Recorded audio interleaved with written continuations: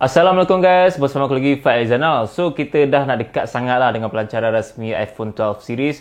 Apple pun dah umumkan yang diorang akan mengadakan Apple event pada 15 September pukul 10 pagi untuk waktu US. Tapi untuk waktu Malaysia, kalau korang nak tengok secara live, korang boleh tengok pada pukul 1 pagi 16 September. And then aku tak pasti sama ada Apple akan lancarkan pada hari tu, sebab ada laporan mengatakan bahawa Apple akan lancarkan iPhone 12 series pada bulan Oktober nanti. So dia akan lancarkan iPad, Apple Watch baru dan benda-benda barulah pada Apple event untuk bulan September ni. Tapi untuk video kali ni aku bukan nak kongsikan pasal iPhone 12, sebab aku nak kongsikan iPhone apa yang masih relevan dan masih bagus untuk korang nak gunakan pada tahun 2020 sehingga tahun 2021. So guys, tanpa buang masa lagi, let's talk about it. iPhone pertama aku memilih iPhone 8 Plus di sebalik iPhone 7 Plus ataupun iPhone 8. Kalau nak tengok balik sejarah, iPhone 8 Plus ni dilancarkan sekali dengan iPhone 8, sekali dengan iPhone 10 pada tahun 2017 dan menggunakan chipset A11 Bionic. So kalau nak tengok dari segi performance untuk tahun 2020, aku boleh katakan prestasi untuk iPhone 8 Plus pada tahun ni memang masih di taraf yang bagus. Tidak terlalu bagus sangat kalau nak bandingkan dengan A12, A13 ataupun dengan Snapdragon 865, 865 Plus. But still kalau korang nak main game, kalau nak gunakan untuk media sosial, untuk nak multitask, untuk nak penggunaan harian apa semua,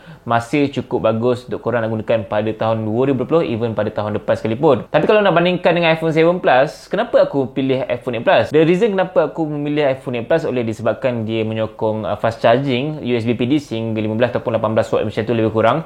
And then iPhone 8 Plus juga ada wireless charging. So kalau korang yang menggunakan wireless charging, iPhone 8 Plus pilihan terbaik sebab iPhone 7 Plus tak ada wireless charging. Selain itu juga kelebihan yang ada pada iPhone 8 Plus ni, kenapa aku pilih dia masih relevan untuk tahun ni dan tahun mendatang adalah disebabkan dia punya dual kamera 12 megapixel. Walaupun iPhone 8 Plus ni dah agak lama dan agak outdated lah in terms of dia punya design, tapi quality kamera dia untuk tahun ni bagi aku cukup bagus lagi kalau korang nak gunakan. In fact, portrait mode dia tu tak adalah teruk sangat. Kira okey-okey lah kalau korang nak gunakan pada tahun ni.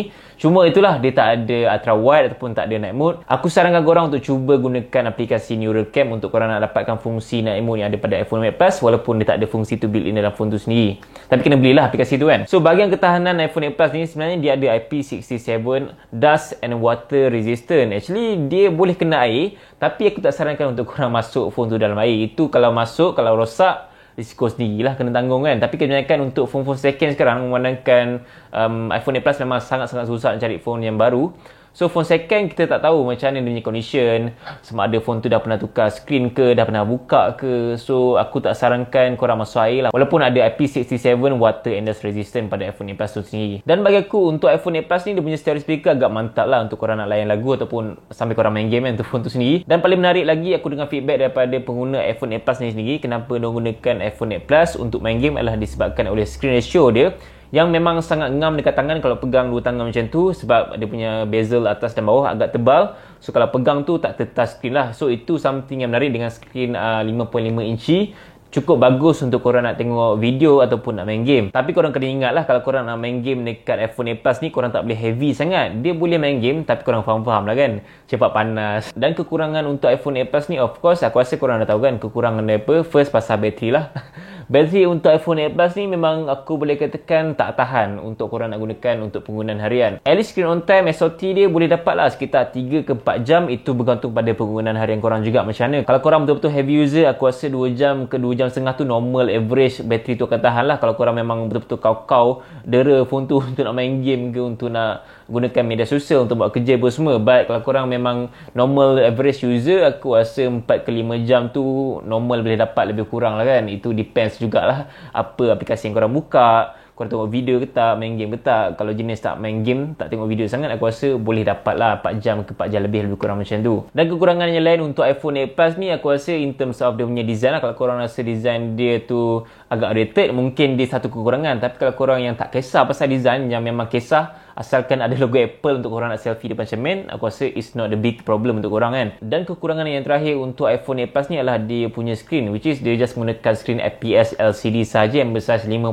inci. Dengan harga iPhone 8 Plus terpakai sekitar 1400 ke 1600 macam tu sekarang ni untuk market Malaysia, aku rasa korang boleh dapatkan screen Full AMOLED, korang boleh dapatkan screen OLED, korang boleh dapatkan refresh rate yang tinggi untuk harga sekitar itu. Tapi untuk iPhone 8 Plus terpakai, korang mesti dapat screen LCD dan just gunakan 60Hz saja. So itu terpulang pada korang sendiri. Kalau korang jenis tak kisah pasal OLED ke tak kisah pasal LCD, mungkin iPhone 8 Plus terbaik untuk korang. So itu antara kelebihan dan kekurangan untuk iPhone 8 Plus. Dan macam aku cakap tadi, untuk harga terpakai iPhone 8 Plus di Malaysia, korang boleh dapatkan sekitar RM1,400 ke RM1,600, bergantung pada kapasiti storage dia, bergantung pada condition iPhone tu sendiri lah. Seterusnya pula, iPhone yang masih relevan lagi untuk tahun ni dan tahun mendatang adalah iPhone X, of course, sebab dia sama tahun dengan iPhone 8 Plus punya pelancaran kan, pada 2017 juga. Tapi untuk iPhone X ni dia agak advance sedikit lah, sebab dia adalah iPhone yang pertama yang menggunakan skrin Super Retina OLED yang bersaiz 5.8 inci. So masa tu memang hype gila lah masa tahun 2017, sebab dia lambat sikit dijual kalau nak bandingkan dengan iPhone 8 dengan iPhone 8 Plus. So memang ramai gila teruja masa tu, sebab iPhone X ni lah design yang baru yang Apple letakkan pada iPhone diorang. Kalau nak bandingkan dengan iPhone diorang sebelum tu, memang sama je semua kan. And kelebihan untuk iPhone X ni of course lah, dari segi dia punya screen OLED sendiri, memang cantik screen dia. Tapi tu tak apa, aku akan cerita nanti apa yang tapi tu. And then kelebihan untuk iPhone X ni of course, korang akan dapat fast charging USB PD 18W. Bukan dalam kotak jualan, tapi korang nak kena beli fast charging asing. Selain tu juga, fungsi kamera dia lebih kurang macam iPhone 8 Plus tadi. Dia ada dua kamera 12MP, ada portrait mode tapi tak ada ultra wide, tak ada night mode. Selain tu untuk iPhone X ni juga, dia ada IP67 water and dust resistant. Dia ada stereo speaker yang bagi aku agak mantap untuk iPhone X ni. And then untuk iPhone X ni juga menggunakan chipset A11 juga, macam apa yang digunakan pada iPhone 8 Plus. So untuk iPhone X ni, bahagian prestasi dia bagi aku still mantap untuk korang nak gunakan pada tahun ni untuk nak main game, untuk nak buat kerja dan sebagainya. Cuma kekurangan yang paling ketara untuk iPhone X ni adalah dia punya overheat issue lah bagi aku. Sebab aku pun memang pengguna iPhone X. Bila aku tengah charge iPhone X, memang kepanasan dia agak luar biasa lah kalau nak bandingkan dengan iPhone 11 ataupun iPhone XR yang pernah gunakan sebelum ni. Memandangkan iPhone X ni adalah antara iPhone yang terawal yang menggunakan teknologi fast charging pada iPhone tu sendiri. So that's why kot dia macam tak optimize sangat. So ada overheat issue. In fact untuk iPhone X ni juga dia ada ghost touch ataupun screen issue. Kalau korang pernah alami masalah pada skrin, aku sarankan korang untuk pergi claim warranty dekat Apple, sebab Apple ada free 3 tahun program untuk screen replacement secara percuma. Tapi pastikanlah iPhone korang tu tak pernah repair, tak pernah jatuh, tak ada pecah, tak ada kemek, tak pernah masuk air apa semualah. So kalau korang ada masalah pada skrin, dalam masa 3 tahun pembelian iPhone korang tu, pergi je dekat Apple Authorized Service kat Malaysia ni, macam machine, switch dan sebagainya lah, untuk korang nak claim skrin yang baru. So korang akan dapat skrin baru untuk iPhone X. Dan of course kekurangan terakhir paling obvious sekali adalah ketahanan bateri dia lah. Aku tak tahu kenapa Apple ni dia macam kedekut sangat bahagian bateri ni.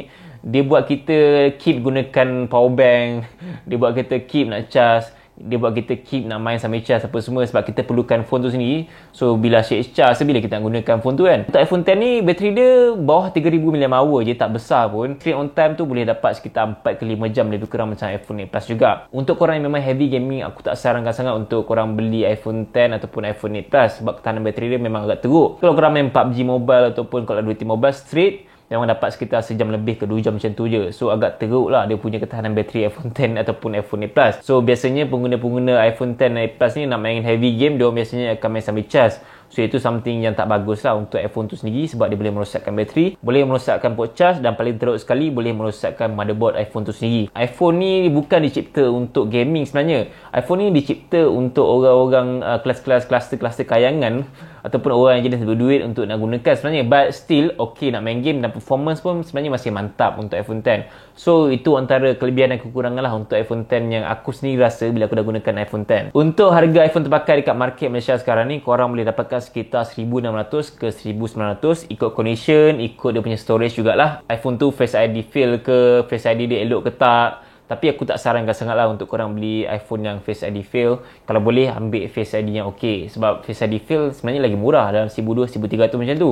But in terms of security tu tak berapa ok lah kan. Sebab kalau kita nak purchase something, kalau kita nak download something and then nak gunakan semi-clicks ke Maybank to You, memang kebanyakannya kita gunakan Face ID. So kalau tak ada tu memang bahaya sikit lah. So that's why aku rasa kalau korang nak beli iPhone X, cari yang ada Face ID ok. Seterusnya adalah iPhone XR. iPhone XR ni something yang agak menarik dan interesting lah bagi aku. Dia macam pengganti kepada iPhone 5C lah bagi aku. Sebab iPhone XR ni dia ada banyak pilihan warna yang memang sangat menarik. Ada warna oranye, ada warna kuning, ada warna merah, ada warna biru, ada warna apa lagi. So antara kelebihan iPhone XR ni, dia menggunakan skrin IPS LCD Liquid Retina Display bersaiz 61 inci. Walaupun iPhone XR ni just menggunakan skrin IPS LCD saja, bagi aku dia punya tuning warna dia tu untuk kita nak tengok aplikasi, nak tengok video apa semua memang sangat-sangat cantik. Untuk bahagian prestasi, iPhone XR ni menggunakan chipset A12. So A12 Bionic dia tu bagi aku memang cukup mantap kalau nak gunakan pada tahun 2020, sebab iPhone XR kira agak baru jugalah, tak sampai 3 tahun lagi usia dia. In fact kalau nak tengok skor chipset A12 ni memang lebih kurang macam Snapdragon 865 saja. So kalau korang nak gunakan memang sangat-sangat bagus untuk tahun ni in terms of performance iPhone XR ni. And then kelebihan lain lagi ada pada iPhone XR ni macam biasalah, dia ada wireless charging, ada fast charging USB PD, dia ada IP67 water and dust resistant, ada stereo speaker memang sangat mantap. And size screen yang bagi aku tak terlalu besar dan tak terlalu kecil sangat. 61 inci tu bagi aku just nice punya size screen lah kalau nak bandingkan dengan screen-screen sekarang ni sampai 69 inci lah. 7 inci pun ada, so memang besar gila. Dan kelebihan yang paling utama sekali untuk iPhone XR ni, finally dia punya ketahanan bateri memang sangat-sangat memuaskan. Walaupun dia punya kapasiti bateri hanya 2942 mAh saja, tapi kalau korang gunakan iPhone XR, aku rasa korang dah faham kan ketahanan bateri dia macam mana. Korang boleh dapatkan screen on time SOT sekitar 7 ke 8 jam. At least untuk iPhone XR ni, kalau korang cas pagi, korang pergi kerja, bolehlah sampai petang ataupun sampai ke malam untuk iPhone XR ni. Tapi itulah, walaupun dia ada kelebihan dekat bahagian bateri, dekat bahagian pilihan color dan size screen dia, untuk iPhone XR ni dia just gunakan satu kamera 12 megapiksel saja. Tapi satu kamera dia still ada portrait mode sebenarnya. Cuma kekurangan yang paling ketara kat sini, portrait mode dia tak boleh ambil objek ataupun tak boleh ambil haiwan. Dia just boleh ambil gambar manusia saja. And then untuk iPhone XR ni juga, dia punya bezel agak tebal sedikit lah berbanding dengan iPhone XS ataupun iPhone X, sebab dia punya screen just IPS LCD saja. So itu antara kekurangan dan kelebihan yang ada pada iPhone XR. Kalau korang nak beli iPhone XR terpakai dekat market Malaysia sekarang ni, korang boleh dapatkan sekitar 1,700 ke 2,200 ikut condition, ikut dia punya storage dan ikut juga lah warna apa semua kan. So itu depends, korang boleh cari sini kat market Malaysia sekarang ni. iPhone seterusnya, of course, iPhone XS dan iPhone XS Max memang sangat-sangat relevan untuk korang nak gunakan pada tahun ni ataupun tahun mendatang. Sebab untuk iPhone XS dan XS Max ni, dia menggunakan screen Super Retina OLED yang besar 5.8 inci untuk XS, dan manakala untuk versi Max menggunakan 6.5 inci. So macam biasalah, macam iPhone XR juga, dia menggunakan chipset A12 Bionic yang mempunyai prestasi yang masih bagus. And dia punya IP rating tu lebih sikit lah, sebab untuk iPhone XS dan XS Max dia ada IP68 water and dust resistant. So kalau numbers tu lagi tinggi, lagi bagus sikit lah dia punya seal dia tu ataupun dia punya ketahanan tu kan. Tapi aku tak sarankan sangat lah untuk korang masukkan phone dalam air, sebab ialah berisiko tinggi lah. Apple pun ataupun mana-mana brand pun memang tak cover warranty kalau iPhone tu masuk air dan rosak. So anything happen, korang tanggung sendirilah. Repair dia memang beribu lah kalau untuk iPhone XS, XS Max ni kan. Dia punya screen pun dah berapa ribu dah kan. Untuk iPhone XS dan XS Max ni juga menggunakan dual kamera 12 megapiksel. So dia macam tak ada upgrade yang besar sangat lah kalau nak bandingkan dengan iPhone X, sebab dia just ada upgrade sikit. Korang boleh control aperture tu, so boleh down, boleh up, so boleh setting aperture. So itu antara upgrade yang ada kalau bandingkan dengan iPhone X. And then kelebihan yang lain lagi untuk iPhone XS dengan XS Max ni adalah dari segi ketahanan bateri. Ketahanan bateri untuk iPhone XR lagi tahan daripada XS.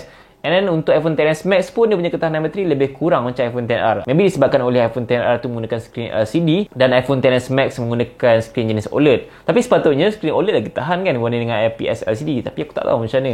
But untuk ketahanan bateri lebih kurang XS Max dengan iPhone XR dia punya SOT korang boleh dapat sekitar 7 ke 8 jam macam tu. So untuk XS boleh dapat 5 ke 6 jam lebih kurang dia punya screen on time ataupun ketahanan bateri dia. Dan antara kekurangan untuk iPhone XS dan XS Max ni bagi akulah, in terms of dia punya design wise, tak ada upgrade sangat lah kalau nak bandingkan dengan iPhone X. Dia just memang warna je yang berbeza, yang lain-lain semua sama je kan.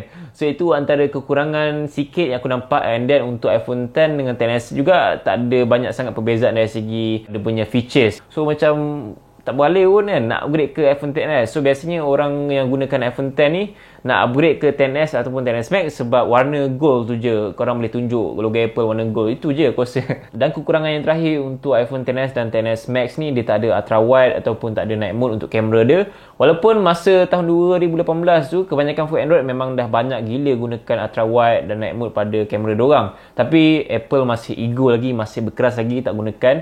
Dan finally untuk iPhone 11 series, diorang baru letakkan fungsi tu pada kamera diorang. Untuk korang nak beli iPhone XS dan XS Max, harga terpakai sekarang ni korang boleh dapatkan dengan harga sekitar RM2,000 ke RM2,900 untuk iPhone XS ataupun XS Max, bergantung pada condition, bergantung pada storage. Dan kalau korang nak tahu, start daripada iPhone XR, XS dan XS Max, korang dah boleh gunakan dual SIM. Untuk set Malaysia ni korang boleh gunakan SIM Nano dengan dia punya eSIM lah. So eSIM ni dia macam digital SIM. Untuk korang nak register eSIM ni, korang boleh pergi ke aplikasi Yudu ke ataupun pergi ke telco-telco lain, korang tanya sama ada diorang ada sediakan eSIM atau tidak. So korang boleh gunakan dua SIM card dalam satu iPhone tu. Itu something yang menarik, cuma tak fully function sangat lah kalau nak bandingkan dengan phone Android. And then kalau korang nak gunakan dua WhatsApp pada iPhone tu, korang boleh gunakan satu WhatsApp biasa, satu WhatsApp business. Dan iPhone terakhir of course lah, iPhone 11 series yang masih sangat-sangat relevan untuk korang nak gunakan, sebab Apple dah bagi ultra wide camera, dah bagi night mode, dah bagi bateri yang lebih tahan,